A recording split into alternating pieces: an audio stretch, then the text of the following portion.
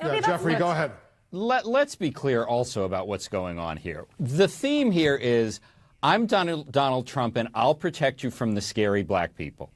Antifa is widely perceived as an African-American organization, and this is just part of the same story of LeBron James and Don Lemon and Maxine Waters and the NFL players and the UCLA basketball players. This is about black versus white. This is about Donald Trump's appeal to racism, and it just happens all the time, and we never say it, or we don't say it enough for what it is, but that's what's going on. Well, what do you think, Ron?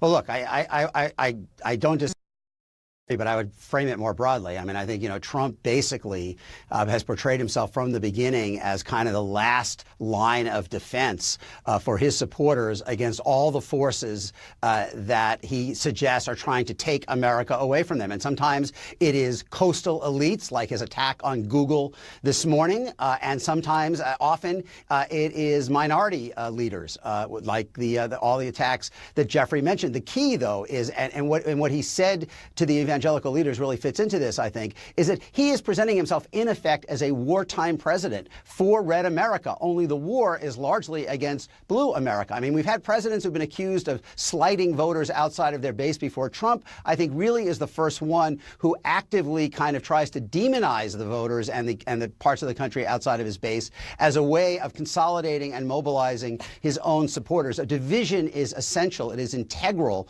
to his entire strategy. And, of course, the price on that is it puts enormous pressure on the less partisan piece of the Republican coalition, mostly white-collar suburbanites, and that is where they face the greatest risk this fall among the very voters who we were talking about before in the last segment, who kind of look at what's happening and say, this is just too much chaos for me. I want some more checks and balances. Go ahead, Jeffrey. I don't know, Ron. I'm thinking it's just black people and brown people. I think that's what it's about. And, yours is a very sophisticated analysis, but I think it's just as ugly as it can be. And let's not forget, Donald Trump became a politician by making up a racist lie about the first African-American president. But have you ever heard... Look, it's a central part of it, Jeffrey, but it's not all of it. Because but do you remember, he does also do the media...